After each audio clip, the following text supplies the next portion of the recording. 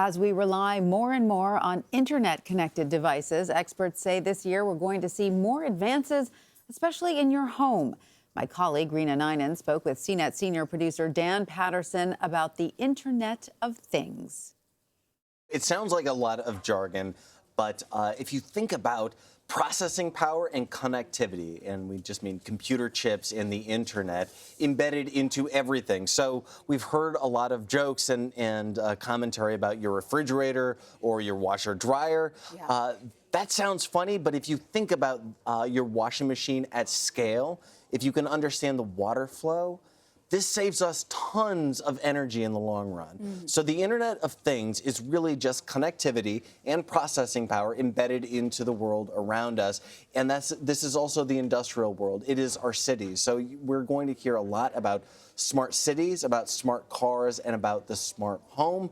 Because when everything is connected, all of a sudden we have data that allows us to really understand the world in ways that we never were able to before. And Dan, you're just off the heels of your trip to Davos last week, and you were saying that there is this sort of concept of this fourth industrial revolution with the Internet of Things. Explain that to me. Yeah, so the fourth industrial revolution, again, it sounds like a lot of jargon, but what this really means is that data is changing everything. So really, the Internet of Things, if we embed processing power into common objects, it means that we can extract data and information.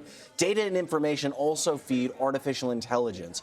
Artificial intelligence is then used in algorithms to automate a lot of things that are manual or that we use human processing power for. So it's kind of this weird virtuous circle of technologies that are getting smaller and more powerful. And when I say ephemeral, again, that's going to sound like jargon, but I mean, instead of the slab of black plastic and steel in our pockets, it's really the world around us. So when you talk about it affecting everyday life, for instance, if the milk in my fridge starts to run out, are we talking about somehow it would automatically be refilled? Is that what we're talking about? Yeah, that's one real basic understanding of the Internet of Things, but it really can be, think about traffic flow and traffic patterns, right? So if we have sensors in every traffic light around us and sensors in our car, and we have what's called vehicle-to-vehicle communication, we don't really need to be looking at these traffic maps and where Google tells us what's red, so we got to slow down going over the Brooklyn Bridge.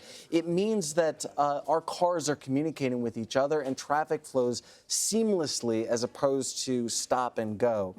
Really what we're talking about with the Internet of Things is more efficiency and a better understanding, like a layer of data on top of the world we live in now. Dan Patterson, thank you, Dan.